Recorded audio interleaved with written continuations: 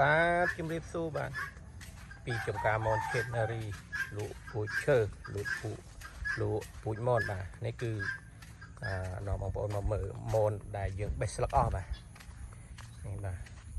បេះស្លឹកអស់ហើយបាទវីដេអូមុនគឺឃើញ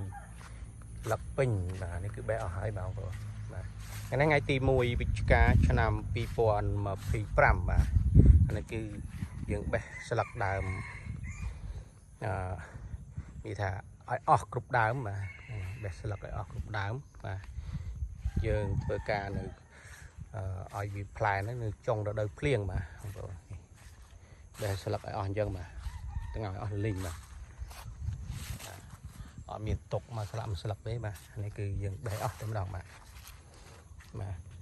បេះអស់ហើយយើងធ្វើការចងបន្ទួនមែកបាទ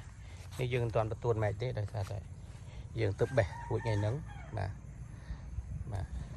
ចឹងអាចនឹងងាយអីអាចយើងធ្វើការបេះទួនបាទខ្ញុំនឹងបង្ហាញវីដេអូបន្តទៀតនៅពេលដែលវាបន្ទួនមែកបាទបន្ទួនមែកដើម្បីឲ្យវាដុះបែកមែកបានច្រើនបាទជួននេះដើមល្អបាទតិចទៅដើមធំបាទ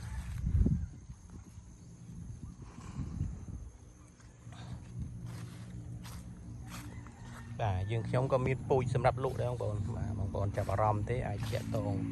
បានបាទទីតាំងស្ថិតនៅភូមិចម្រិត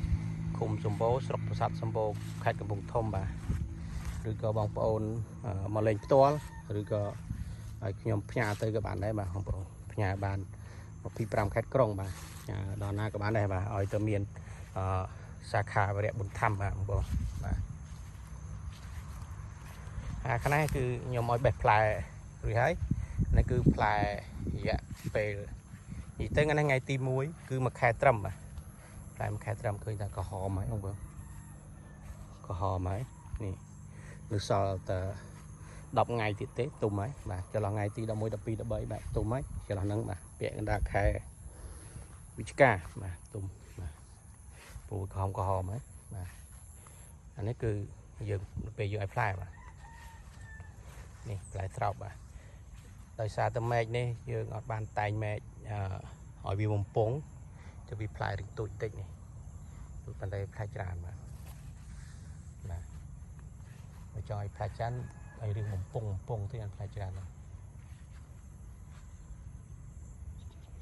បាទអរគុណច្រើន